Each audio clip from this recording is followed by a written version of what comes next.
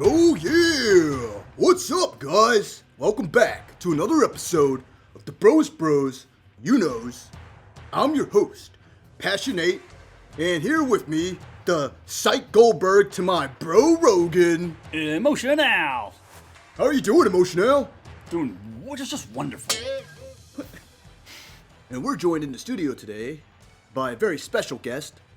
You may know her as the Crazy Pride Lady, the announcer for the now defunct Pride FC, Dream Organization, the One Championship, and Glory World Series, Mrs. Len Hart. Woo! Hello! How is it going? So, Lena, do you have a side gig at McDonald's? You want the meal? So I guess you do work at McDonald's. So Len, you've been doing this for quite a while. MMA fans love you. You were probably most well known as being the ring announcer for the Pride Fighting Championships. We recently had on a guy on our show, kind of a big deal on Pride, Anderson Silva.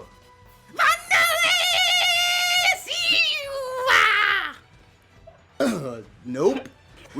Wrong Silva. Wrong Silva. We're talking about Anderson, like you know, Spider Bro. The Spider Silva! Do you? Yeah. Do you say everything like that? I mean, Is that the only octave you can hit? I know you're married. How does your no offense, but how does your husband deal with it? He's deaf! Oh man, Len, thank you so much for stopping by the studios. It was a pleasure having you. I mean, we'll have to get you like some tea or like a lozenge or something. Yeah, I'm glad you could stop by. Thanks for having me! Oh man. All right. Well, Ooh. Mrs. Len Hart. She's really something. I always thought it was just maybe something she did for the intros and Pride, but wow. Oh man. Well, we appreciate her being on the show. Yeah. We have an excellent episode for you guys today. We're gonna break down some upcoming UFC fights and some shocking, not so shocking UFC 196 announcements. Disappointing more than anything. Disappointing. All right. We are. Bro-est Bros You Knows! Damn. Kind of speechless right now. That was Probably the most epic intro we've ever had. That was really crazy. We want to thank Miss Hart for stopping by the studios. I guess Emotional may have alluded to it, but I guess she also has a part-time gig at McDonald's. Yeah, I mean, Yeah. she definitely sounds like, the person. Yeah, our bae. Yeah. Yeah. So. Asking you if you want to make the your McDouble and deal. All right. Let's see here. We got a few things to cover. We had the epic bantamweight matchup between Championship fight. Cruz and Dillashaw. How'd you feel about that fight? It was funny because it kind of went the way I expected. Super close, and at the end you're kind of left guessing on who actually is going to get their hand raised. I tend to agree with the decision. I think Cruz was the more active fighter. But yeah, like it was two very highly skilled bantamweights just duking out for 5 minutes, and I mean, if you like watching skilled fighting, that was a good fight to watch. I was listening to You're Welcome, this podcast, Chael Sonnen's podcast, Right. and he had Dominic Cruz on after he won.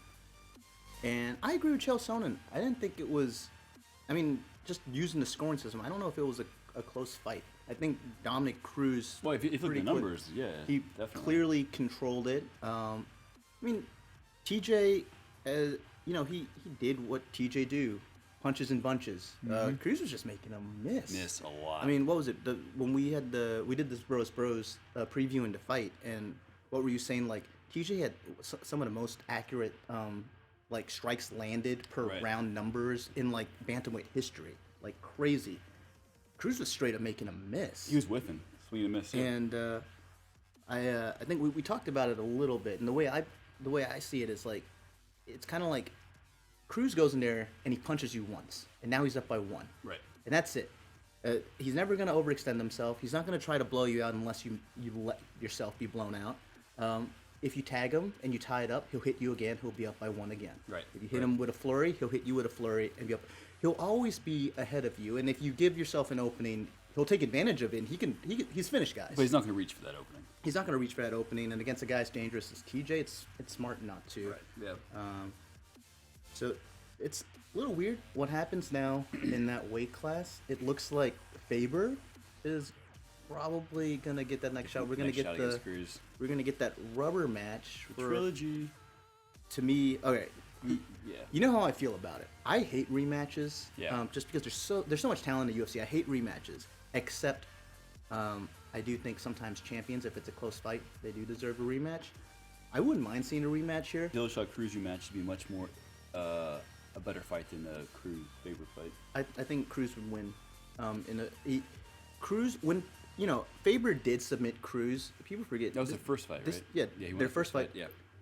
This was when Faber was probably at the top of his game. When he actually was the California kid, and not the California middle-aged man. California. You look the guy that looks like a 50-year-old skateboarder. And Cruz was green as heck. Yeah. Like he was just starting out. He was really young in that. Their first fight in the UFC, once the WC merged over, was probably gonna be more like how this is gonna play out. Mm-hmm. Yeah. Yeah. Cruz has somehow had multiple knee surgeries and come back a more complete fighter. Crazy. He's a lot of time to train, I guess. A lot of time to work on his game. Just an incredible fighter, an incredible fight. Congratulations to, you can't really say # new. His belt was never taken away. He never lost his belt. He never lost that division. Just got hurt. Yeah, he just got hurt. But congratulations to Dominic Cruz. You know what I really like about him? You hear him in his interviews afterwards. He still sounds pissed off. Yeah, he does. Like he still sounds like he has something to prove.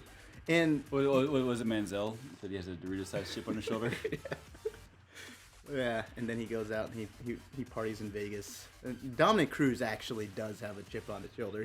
It seems like he's this guy's going to be like 38 and still like, man, the haters. Right, exactly. He can win every single award ever, be a surefire like Hall of Fame, like he is already. He's a surefire.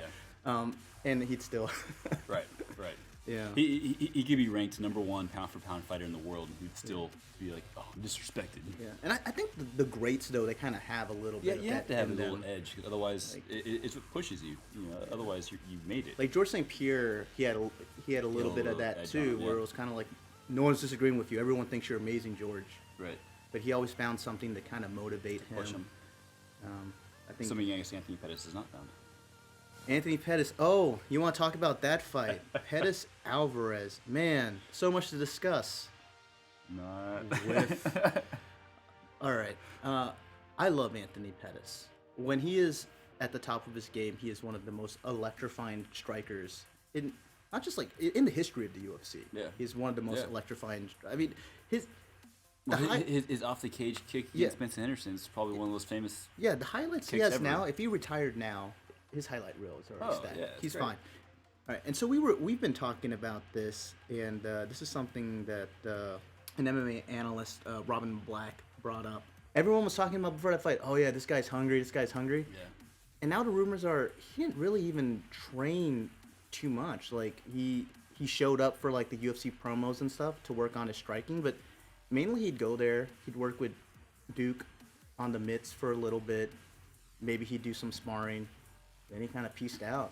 He did his own thing. If you want to do this for a living, you really need to commit. If you want to be, now, you always have to. You always have to be committed if you want to be a champion. Yeah. But just to be competitive, like UFC is so good. Just to be competitive, you have to be especially the weight class committed. And he's really talented. and he's so skilled that and he's such a popular fighter. He can still sell a card. But just looking at him, he did not look like the same hungry fighter that we've seen just a few years ago. Not at all. You know, you look at his body versus Alvarez was just like shredded.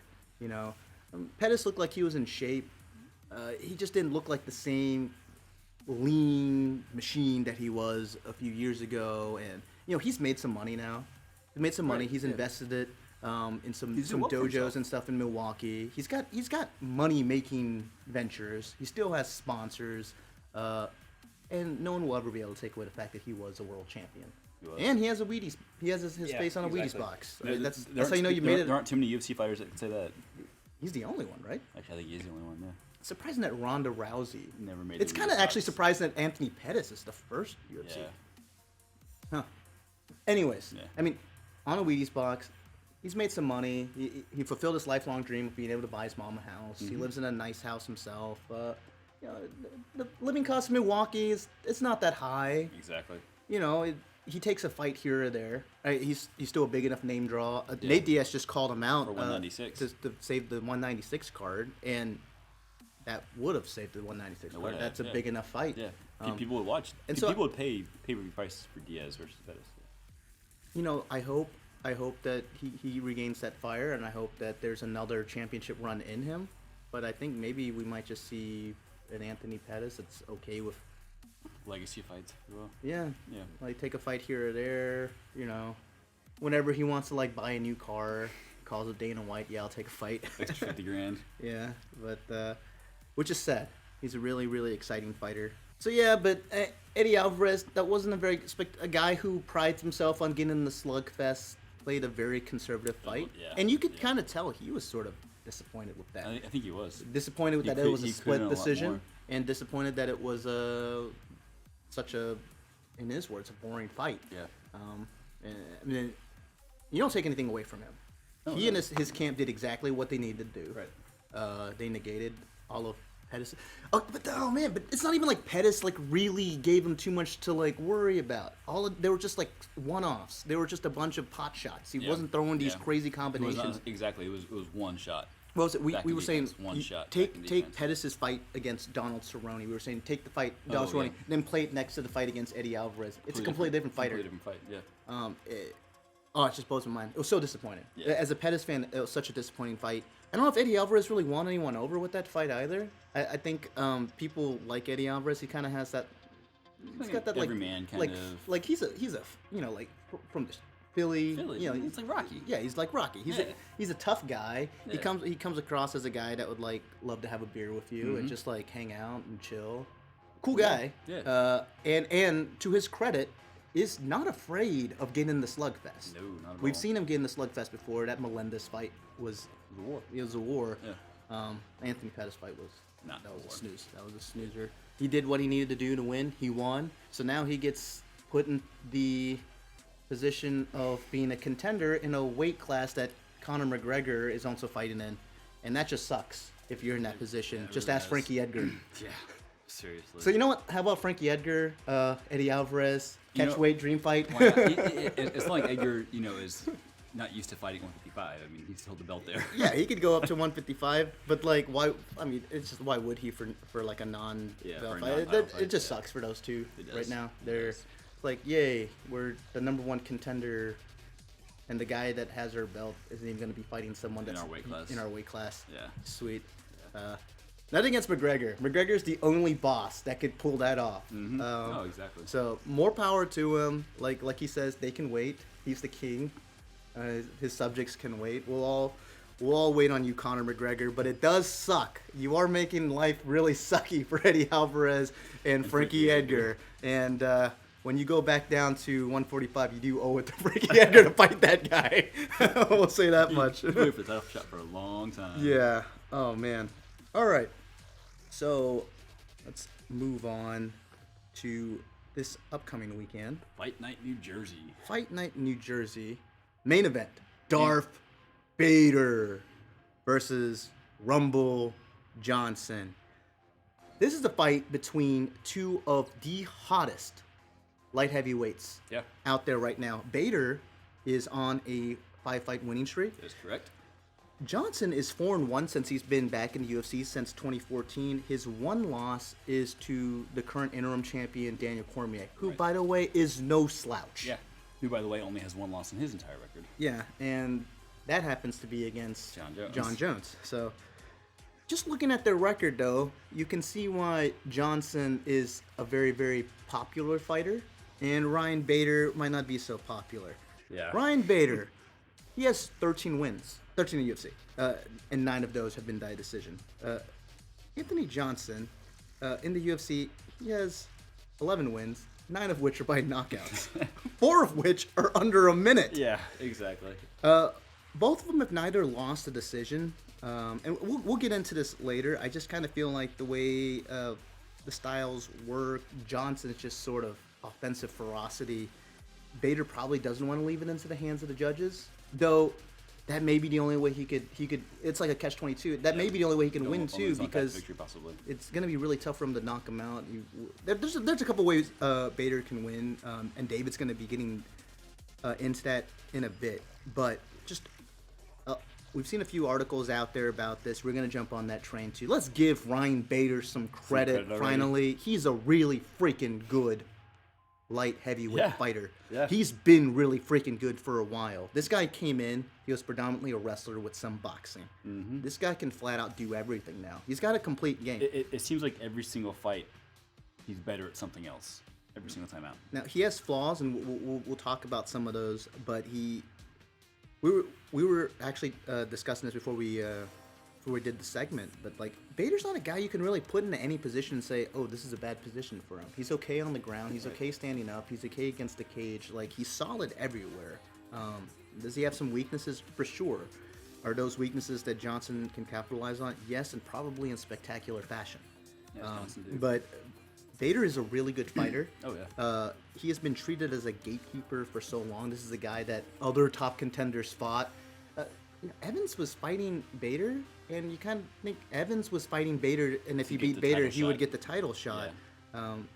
Bader beat him. Bader also beat Mr. Wonderful. Bill Davis. And Johnson beat him too. Yeah, he did. And that just shows you like the difference between the two. Johnson like destroyed him. Bader won it by split decision. Yeah. But I think Bader has shown that he is a legit top 5 guy. Oh yeah. And he is a legit top 5 guy, and he's here to stay. So we're gonna go right into it. David is going to talk about Bader.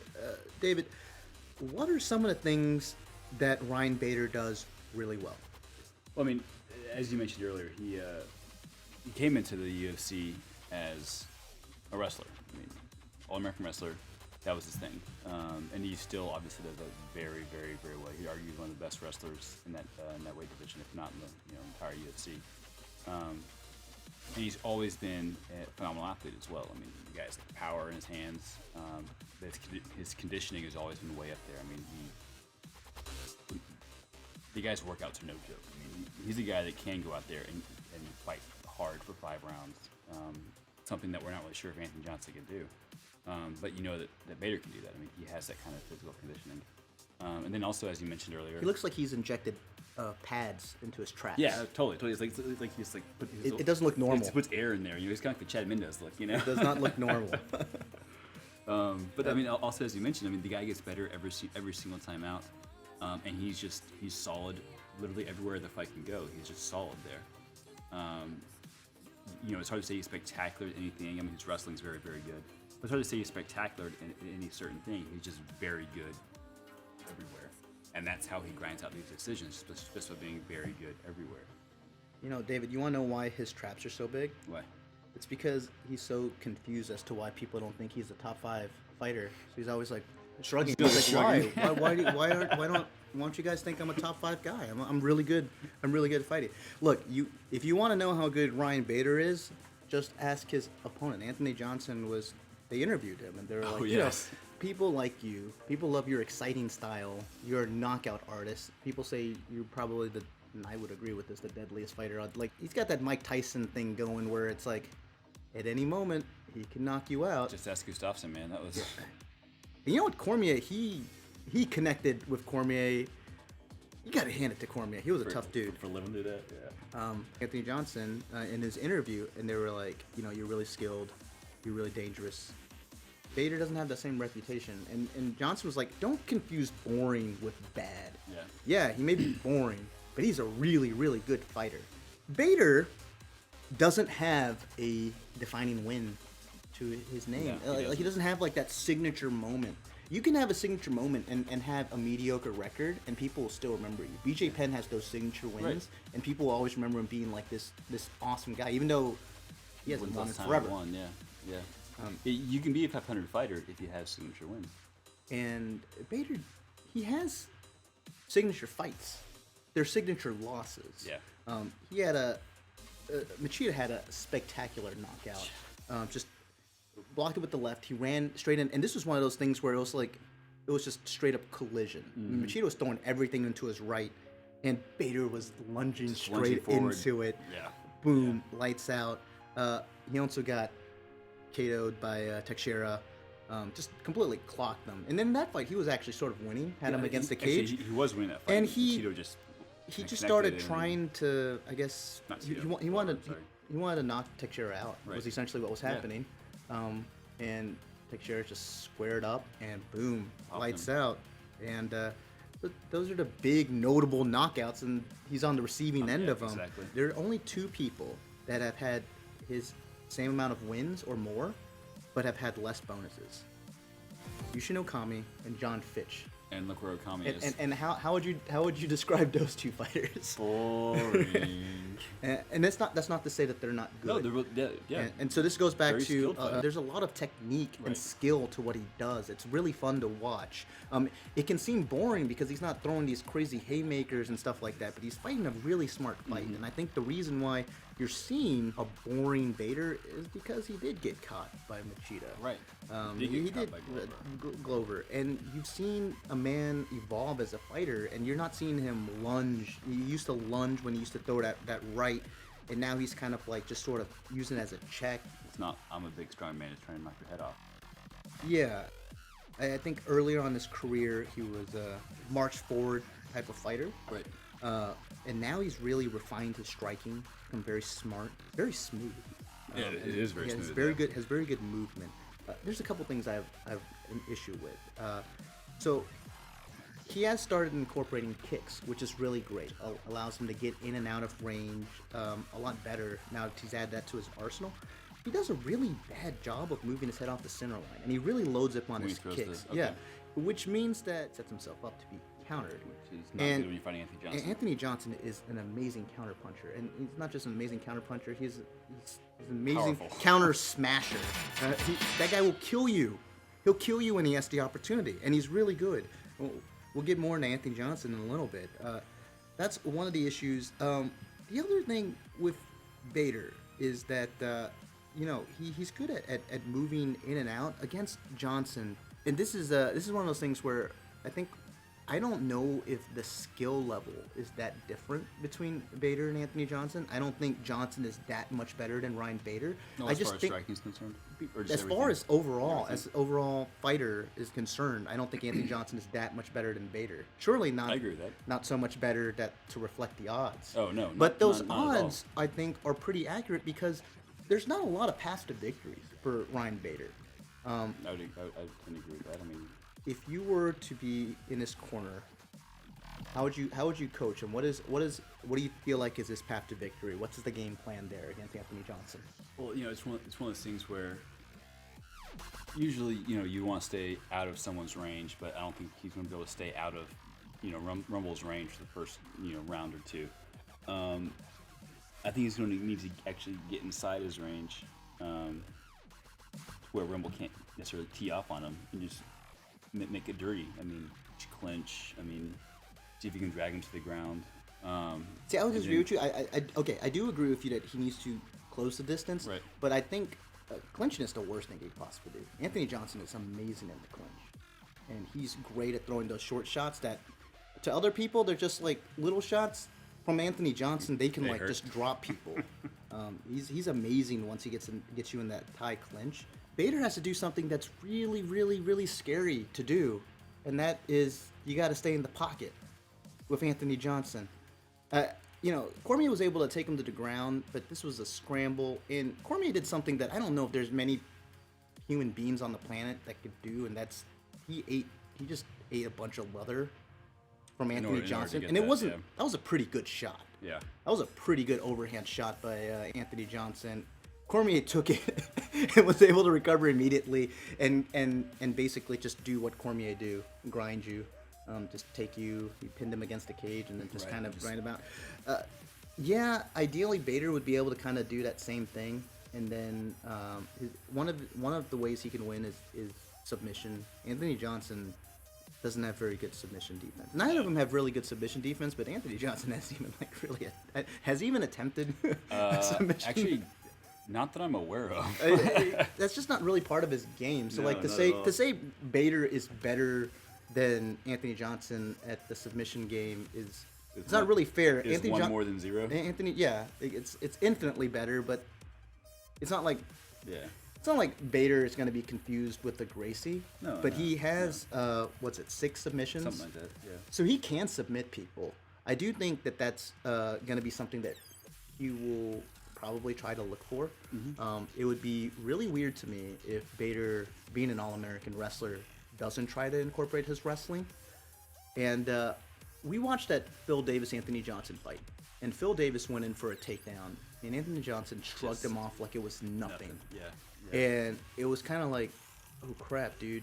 Like, you're a wrestler. You're one good thing is wrestling. Can't even do that. And Anthony Johnson is really good. His takedown defense is really good. Great, yeah. And so that's why I just caution like people that are like, Bader's a great wrestler. He's just gonna do what Cormier did, go in there and grind on him. It's like Cormier at one point was probably the best at what he does on the entire world. He's really freaking good at doing that. I'm not saying Bader's not good.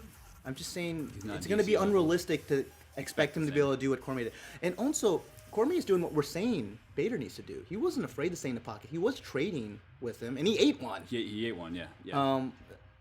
Unfortunately, I do see Bader having to do that. I think you're right. If he tries to stay at range, Johnson's the longer fighter. He's going to be able to tag him. I think if he gets in close, I disagree with you there. I think he wants to avoid the clinch. I think Johnson would absolutely destroy him there. I think he needs to get in the pocket. And honestly, if you look at that Rashad Evans fight, I mean, man, Bader has a crazy left hook. Actually, it's funny because, in that fight, I think Bader got the better of most of the striking exchanges in that fight. He has a really strong, snappy left hook, and he was connecting over and over again, doing crazy damage to Evans. He's going to need to stay in the pocket against Anthony Johnson, a very, very scary thing to do. He's going to have to make the beast miss and then hit him. Well, something that might help Bader out in that, maybe not help him out, but Ryan Bader does have the highest striking defense in light heavyweight history. Yeah. So that should second Anthony Johnson. Yeah. I think that's going to be one of those things that's going to change a little bit when they fight each other. Bader's just going to have to be okay with, taking a pop. Yeah, No, he doesn't want to take a pop, but he's just going to have to be willing to be in the distance where he can take a pop. Right. And he's going to have to make the guy miss. And one of the things, so he's got that left hook, which is really great. And he can really hurt Anthony Johnson with that. And the thing that I think is Bader's best weapon, and this goes back to his wrestling pedigree, his double leg is some of the best in the business. Yeah. He's really good at mixing up strikes and then changing levels and then just shooting that double leg. And I forgot who it was that pointed this out. I think it was an article on Bloody Elbow or something like that. And they were talking about how Bill Davis is this physical freak, and they talk about how he's this super explosive wrestler. And if you look at him, a lot of his stuff is like kind of your drag, your pull, your trips. Mm-hmm. Bader, they don't really give him credit as being like this beast. You look at his takedowns; he explodes on people. He like it's almost like a football player attacking someone. He just like grabs through him. Lots of power. So I think, So I mean, for your boy Bader, that may be his path to victory. I'm telling you, Rumble is a scary, scary man. We talked about his fight with Phil Davis. Phil Davis, who is one of the best wrestlers in the UFC. Anthony Johnson made him look like a fool. Yeah, Like his wrestling he did not, it did not bother him. Cormier, I just, in terms of wrestling, we watched Phil Davis and Bader have a very, very awkward fight where they tried to establish wrestling control and then they tried to do some striking, and it was a very weird fight. It was a split decision for MMA wrestling. I think Bader has better wrestling for MMA against Anthony Johnson Gotcha. than Phil Davis did, but it's still a clear step below Cormier, and he really does need to be cautious. This is a guy, Anthony Johnson, trains with the Black Zillions under Henry Hoop, who is a former kickboxer. And, we talked about that Dutch kickboxing before on Bro-est Bros, and they also incorporate some of that Thai clinch game, and his Thai clinch game is so deadly. He's got these incredibly powerful short shots. And one of the things that he incorporates really well that is evolved from the Dutch kickboxing and the Thai style fighting, he doesn't have his hands up really high when he fights. And this is just, to me, the evolution of striking. Now, David, why is traditional hands-up boxing style defense not necessarily always effective against MMA style striking? Well, in mixed martial arts, I mean, when you keep your hands up like that, it opens up. Well, striking-wise, your body's more open that way. And if you're standing upright like that with your hands up, it's opens yourself, up much more to the takedown than if you had a much more of a lower base, I guess I would say. Yeah, you're going from these large gloves to these small 4-ounce gloves. When you hold your hand up, you're covering your chin, and it covers up to the very base towards your ear. So when a guy throws a looping hook at you, he's connecting right there in your ear. You're not blocking it up when you have your hands up, and that's just the way it works for MMA versus Muay Thai or boxing or something like that. But for so long, that's just how we've been teaching fighters how to fight, because that was the striking.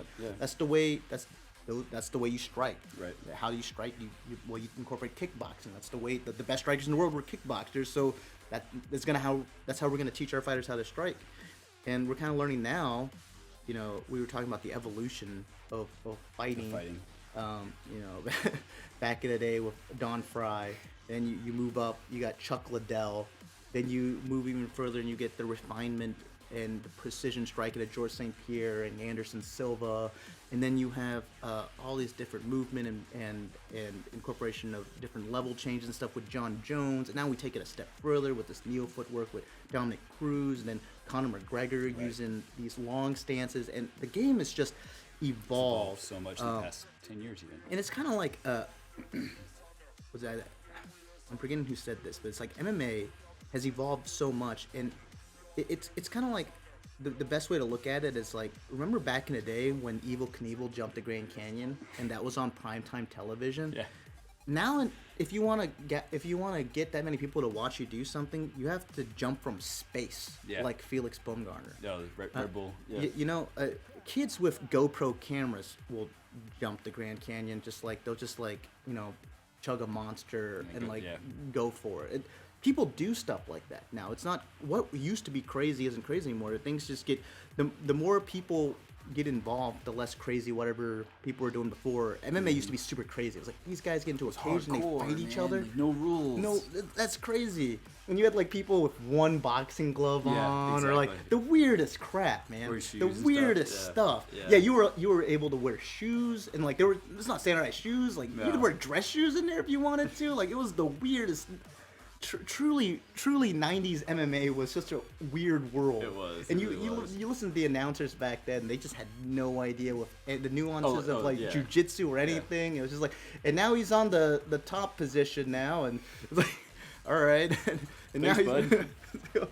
It was just it's just crazy how much better it's gotten. Anthony Johnson is a great example of that evolution, where he still has the fundamentals of your Dutch kickboxing, your Muay Thai, and the way he punches and kicks, they incorporate that stuff as his foundation. But his ability to counter, his ability to use his timing, he keeps his hands low, and he really uses like his ability to move his feet and his timing as his defense instead of having his hands up and like actively blocking. If you watch an Anthony Johnson fight, he'll usually have his hands out. He's constantly touching you, and he would rather parry. He'll parry to throw counters versus doing your hands up and blocking and stuff like that. And that's really the next evolution in striking. It allows people to you can throw so many different things when you're not having to stand in those traditional stances. You have more mobility. You look at Conor McGregor. It's much more fluid that way. Yeah, you look at Conor McGregor and his whole philosophy of like being able to like fluid motion and stuff like that, and you're like, man, what is that like? Bull crap! Like, what are you talking about? It kind of sounds like it kind of to be Bruce Lee. It kind of sounds it kind of sounds like Bruce Lee when he's talking, and then you kind of watch him, and you're like, I get it. The last thing Bader wants to do is to chase after him and try to go for a knockout. If he headhunts against Anthony Johnson is just a crazy good counter puncher. People really love to fall in love with his power, his athleticism. I mean, dude's built like a beast. What was it, like 78-inch reach? Yeah. And you look at him, the guy's built like a monster. He looks like the Incredible Hulk. You watch the way he fights, he's throwing beautiful shots with crazy precision.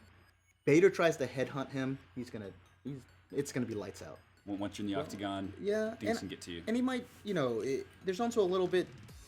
I know he says it doesn't bother him, like he's okay being a boring fighter, like he believes in his skills, but somewhat.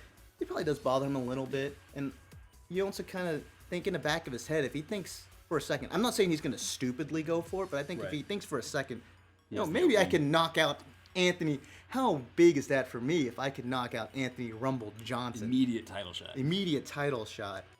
Yeah, he'll open himself up. We were talking about this earlier with Bader. We're talking about like how he likes to load up on those kicks. Just in general, he likes to load up on his power shots, and it's almost like it's like sometimes fighters have like bad habits and they're really good at everything else, and like as a coach, you're just like, man, I could like really try to change you up, but it seems like you do like 99% of these things right, and there's this one thing that's like wrong. I don't like it, but like if I change that, it might take away from like all this other stuff. So like screw it. And I think that's like the thing with Ryan Bader and his power shots. He kind of like lunges into them. And he goes forward, and it opens himself up for like counters, and he can just get blasted, and he will get blasted by Anthony Johnson if he tries to headhunt, if he tries to throw a haymaker. It should be a fun fight. This is a UFC. It's a Fox card. Box card, yeah.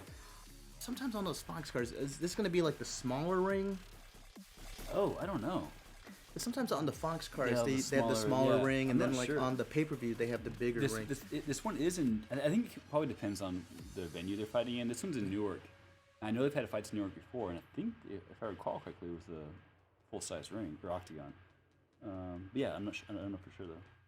If it's a smaller size ring, man, Bader's in trouble. Bader's in real trouble. Yeah. Dang. It should be a really fun fight. Like we said, I think the talent level isn't really that far off. I just think just the style, the way Anthony Johnson fights, it's gonna be really tough for Bader. Not that he can't, and I'm probably gonna eat my words. That's true. He does have a much more narrow path to victory than Johnson does. With Johnson, I agree with that. Johnson can win a bunch of different ways. Most of them ending in knockout. If he plays the patient game, Right, stands at distance. Yeah. The thing is, Bader's path to victory means that he has to go in there and make Johnson miss. You're telling me Anthony Johnson, it's like, hey, by the way, this guy's game plan means that he has to make you miss at what you're really good at doing. I think he'll take his chances. Like, well, if I lose, props to you, kid. Yeah, exactly. Call it. What? How's it gonna end? What round? I'm calling Bader by decision. I think Johnson, and man, you know what? I'm gonna go ballsy. I'm gonna go round one. All right. Okay. I just under a minute. I don't know about that. He clocked Cormier in under a minute, Yeah, and I don't know if Bader could take that shot. I'll say that. Yeah. That's probably true. All right, should be a good one, guys. Quick note: UFC 196. The disappointment heard around the world.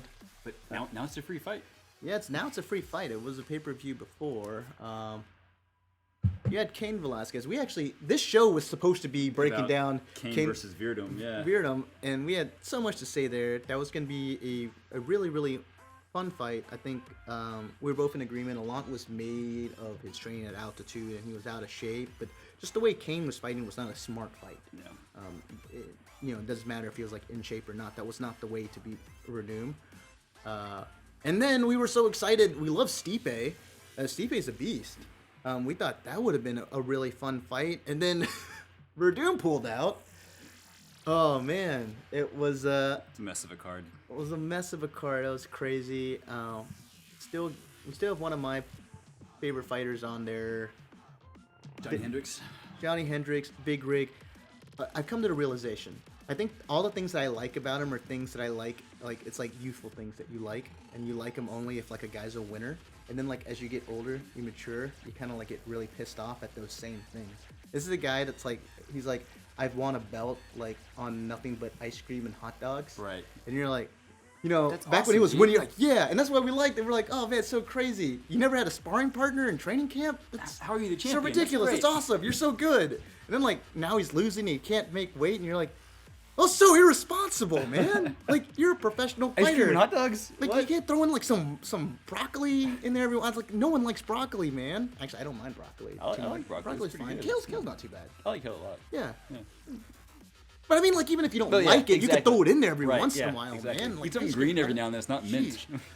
And it's like, oh man, and this whole like eating only like deer meat. It's like, what were you thinking, man? You had a diet that worked, and then you just like changed it up, and Yeah. So now he has a new dietitian. I'm blanking on his name. Yeah, I don't remember now. Fired Dolce. Well, he fired Dolce before his last fight. Before his last fight, Went with the deer meat meat diet. thing didn't That was a work fiasco. out, yeah. And now he's on a new diet. And I've read something. So the last time, he was 3 weeks out from a fight, and he was 190. 3 weeks out from fight, 190 at 15% body fat. Just a tough cut. Yeah. He said that at the beginning of this training camp, he was 185 at 13% body fat, which is remarkable as a starting point, impressive, and it's yeah. much more doable. And Yeah. I'm really blanking on a name, and I wish I remembered it because I really like this guy's philosophy, and I think it's really smart. And it's that who cares if you're big, if you're the bigger fighter, if like you have to drain yourself so much that you're only like 70% of the fighter on fight night. Right. I'm gonna have you be a leaner, quicker, faster fighter and be 100%. If you're gonna be better than the other guy every single time. I like that. I really like that strategy. We watched some of those fights. Hendricks had a little bit more in that tank. He might still be the champion right now. probably would. Lawler won because he put it on at the end because Lawler had more in the gas tank at the end. exactly. If Hendricks had a little bit more, Hendricks was winning that fight. He probably won that fight anyways. I get why the judges gave it. I sort of get why it. I think technically, Hendricks did win, yes. Yeah, he outstruck Lawler. It's kind of weird, man. It's kind of weird how they award certain things. It's like we don't like boring fights, and the judges want to award the guy that's like being the aggressor and stuff like that. But we see guys that like sort of just control guys by grinding on them, and they win. Hendricks like clearly won like the striking battle there until like the last round where Lawler just like wailed on him. Beat him up. That's just weird, but you know what? That's the thing. You never leave it in the hands of the judges. We're talking a lot about Hendricks here, and that's just because we're not really impressed with the guy he's fighting with. It's a Wonderboy. It's a wonder why he's still in. Oh!